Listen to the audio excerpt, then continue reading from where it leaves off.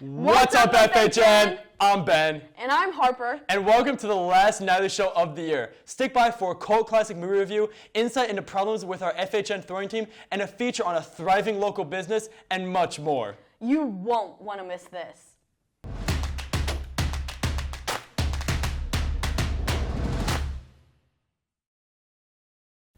Kicking off the final episode this school year, let's look at some major awards won by clubs and students over the last couple of months. For individual accomplishments, Wyatt Daniger won the title of state champion in his weight division of wrestling. Lindsay Lowen was ranked as the top outfielder in Midwest softball, and Caden Brooks qualified nationally in choir. For clubs, Mock Trial continued their streak of qualifying in state. Choir qualified on the state level, DECA competed on the national level, and then the Spring National Journalism Convention, FHNtoday ranked as the #1 student website in the country, and your very own Nightly Show received the title of third best high school news program in the U.S. While FHN has a lot to be grateful for, it's not all sunshines and rainbows here at North.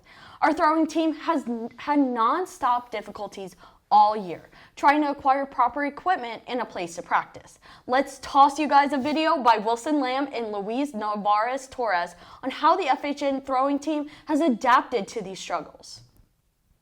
Our throwing team at FHN is in a unique situation this year.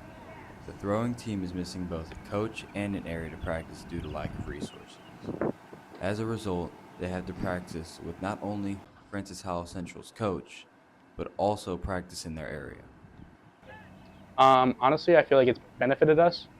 We have Central has some of the best facilities in the state and even better coaches. So I feel like having access to these facilities and these coaches and some of the Central throwers here, a good majority of them, are great teammates and they really help you out a lot. So it's definitely made us better as a team. For some teams, a lack of resources could mean worse performance. But for the North throwers, this has become an opportunity to have some friendly competition with the Howell Central team.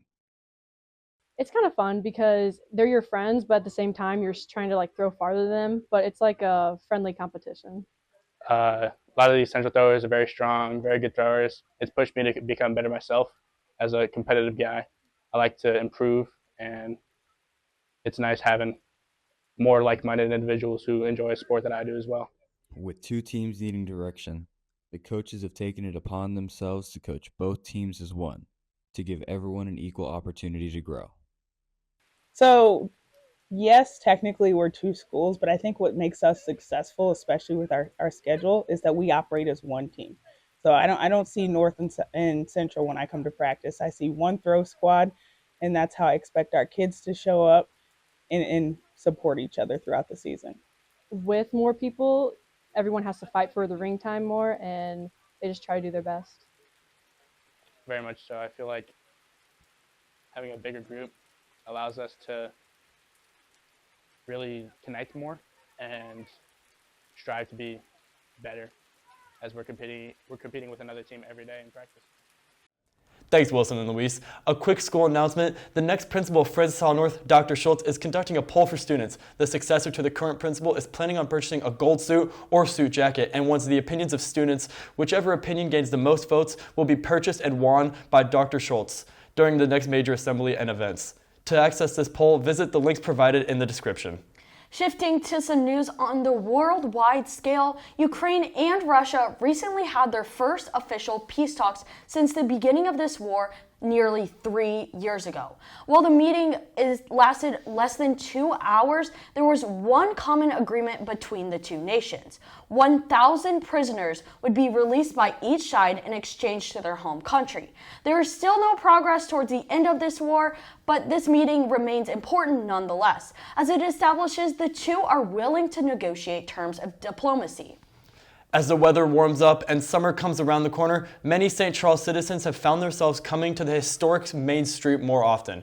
Here is a video by Makayla Howell on a locally owned coffee shop located in the heart of the town. Have you ever wanted to expand your taste in coffee? Ever wondered where Mocha actually comes from?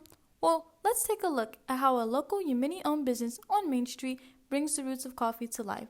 But first, let's hear what it's really like, straight from someone who has experienced it. And I just really liked the environment that they cultivated, and just allowed me a really good opportunity to learn about a new culture that I wasn't familiar with. It brings more community to the community. Like, Mocha Point is open really late until midnights on the weekends and 10 p.m. on weekdays, which is really not that common for coffee shops.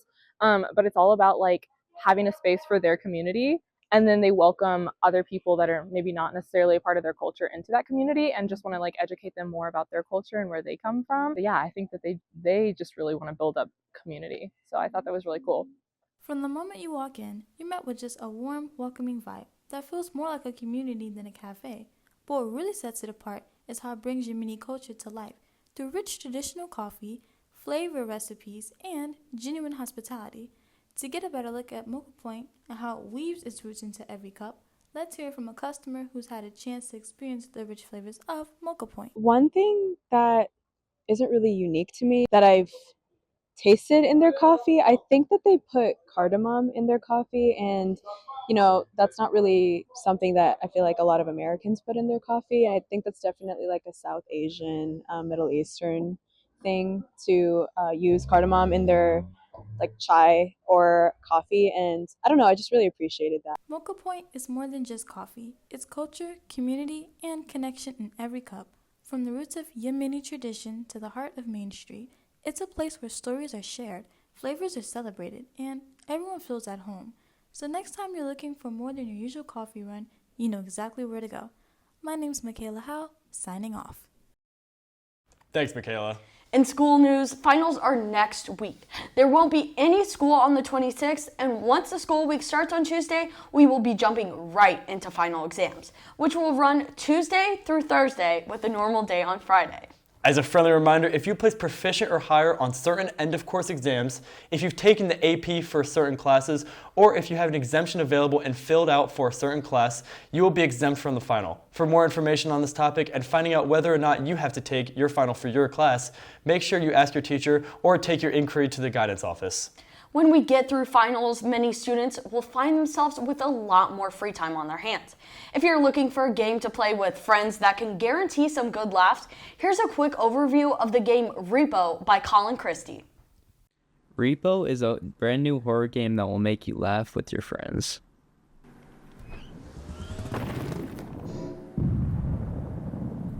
You and your friends start at level 1, the easiest level to clear. The objective of the game is to collect enough objects to eventually sell and meet your quota.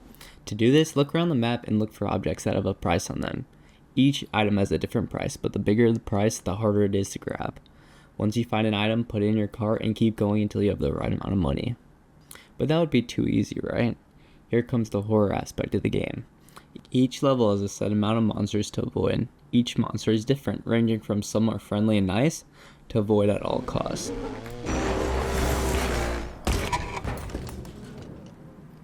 You have a health system, so if you get attacked too many times, you will die. So if you see these monsters, make sure to grab your friend and hide. This makes the game harder and more interesting, knowing that at any moment you will have to drop what you're doing and hide. If you don't, it also could be pretty funny.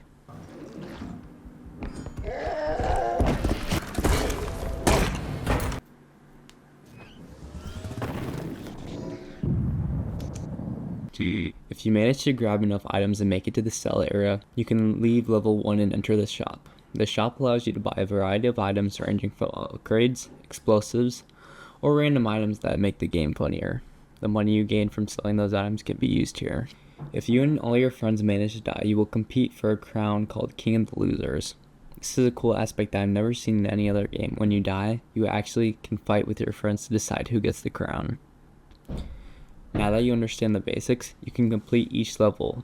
There are 3 total levels, but each one gets harder. For example, the money you need to have increases and the monsters that spawn also increases. But by that time, you and your friends should have good enough equipment. If you are looking for a cheap game that gives you an exciting horror experience with your friends, I definitely recommend R.E.P.O. The game is a 9 out of 10. The only thing I could mention is that there could definitely be more content. But it makes sense because the game just came out. Thanks, Collin. While R.E.P.O has undeniably gained a lot of love from the public, the same cannot be said for the weekend's current film passion project, Hurry Up Tomorrow. Released last Friday, this thriller film received a dismal 17% from critics on Rotten Tomatoes. Despite talented cast members like Jenna Ortega and Barry Keoghan, the movie was met with less than stellar reviews, with critics like Nick Shager from the Daily Beast calling it, quote, a feature-length ego stroke of monumental hubris. The film scene in recent months has seemed impossible to predict, with massive blockbusters like Sinners and crazy box office busts like the Snow White adaptation. Karate Kid Legends is releasing on the 30th of this month, and it remains a matter of whether it will smash records or crash and burn. Vanessa Ng is here with a video reviewing the original film that started the series. Since the original 1984 release of The Karate Kid with Ralph Macchio and Pat Morita, the franchise has expanded greatly, including multiple sequels, a reboot, and 6 seasons of the hit show Cobra Kai. Following these successes, a new movie, Karate Kid Legends, is set to release on May 30th, 2025. But as a new generation of fans and world-building approach, how well does the original Karate Kid movie hold up on its own? In this review, we'll start with our big move from home into the beloved storyline of Daniel LaRusso. Next, we'll settle into our new home and friends by analyzing the movie's scenery and acting. Finally, we'll finish with a powerful kick and look at the movie's everlasting themes. In case you still haven't seen the original Karate Kid, this review will contain spoilers. The Karate Kid follows a cliché storyline of a teenager, Daniel LaRusso, who moves from New Jersey to California. Daniel faces all the typical conflicts of guys his age: school, girls, and self-defense. When Daniel meets Mr. Miyagi, a maintenance man in his apartment complex, it sparks a long-lasting friendship where Daniel must learn what karate really is to keep karate fighting school bullies known as the Cobra Kai off his back. It features all the necessary elements of a classic high school movie, but they become a little distracting. Daniel's will they won't they relationship with his love interest Allie is a nice addition. However, the typical misunderstanding trope when Daniel sees his bully Johnny try to kiss Allie diminishes its value. The resolution of this conflict also felt rushed for the sake of the plot.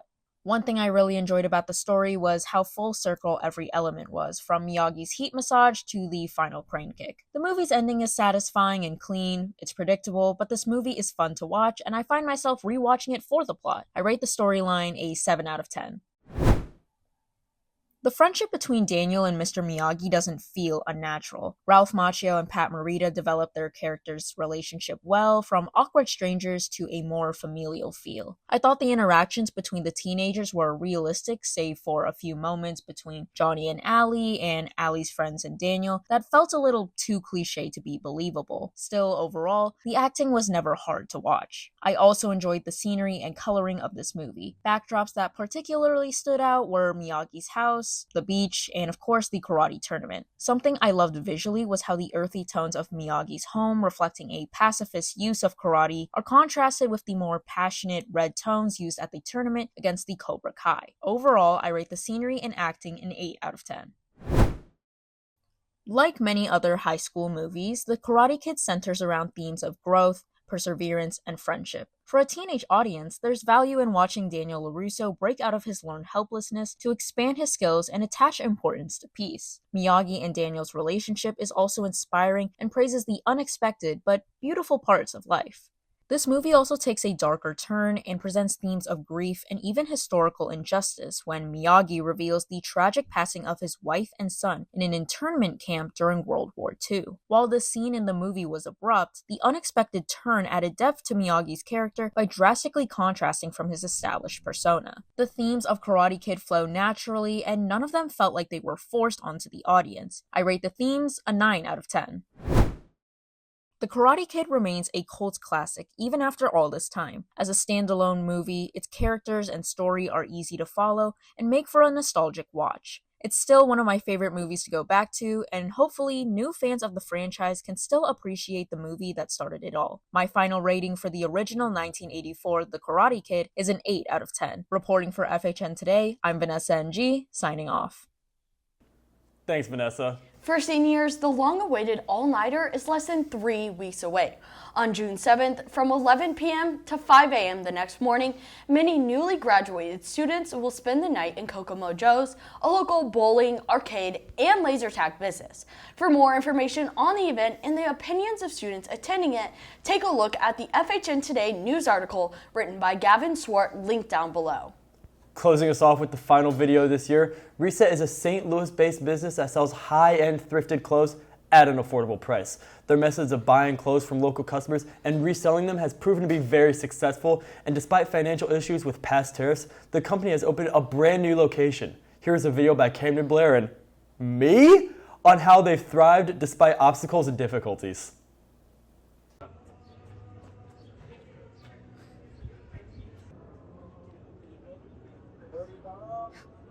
I'm here in the historical streets of St. Charles, where hundreds of businesses have operated for over 2 centuries.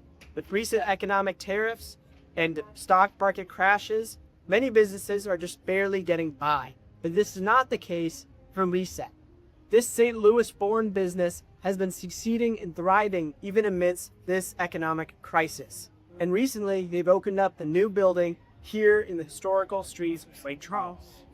So we definitely have more inventory, more product, more foot traffic. So it's just already going to be a bigger attraction. And yeah, the foot traffic here is just crazy. So it's been a good time. Reset's success is already quite impressive, but what makes their business stand out from the other stories of other up-and-coming stores is that this success is occurring in the midst of economic hardship all across the country, with tariffs going into effect and record low stock market dips. Really, with the tariffs and everything, like Nike, like once it starts affecting those prices, then it could possibly change the store. But it really hasn't affected us because, with our store being so brand new, we're going to have a whole new group of, people coming in that don't know about the brand and everything. Over time, we have seen some affect our business. I would say it was kind of in a good way. I feel like shoes used to have a very higher market a few years ago, and a few years ago we saw the market start to go down on shoes like Dunk, Ruby, different pairs like that. We pay retail for a lot of pairs or $100. Like if these tariffs made the retail prices go up, it could definitely affect our business, but I feel like it hasn't as of yet.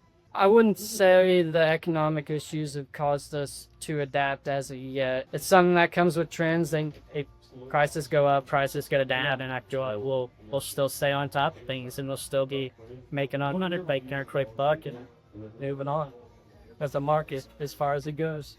Tariffs and inflation have been a death sentence to many businesses, but because of Reset's unique practices, they've remained practically unharmed during this downturn in the economy. I feel like it's a lot about customer service and how you promote your products. We promote sustainability and inclusion, and that's really what we've rolled with, and that's what has done best for us. So I feel like that's how we stand out in the market, for sure. Thanks, Camden and Bet. Wait a minute, I'm Ben. Whoopsie daisy. And with that, the last nightly show of the year has come to an end. Make sure to follow us at FHNtoday on Instagram and TikTok, and subscribe if you haven't already. If you enjoyed this episode, make sure to leave a like and a comment down below on what you'd like us to do next year for nightly shows. For the final time, I'm Harper. And I'm Ben. Signing off.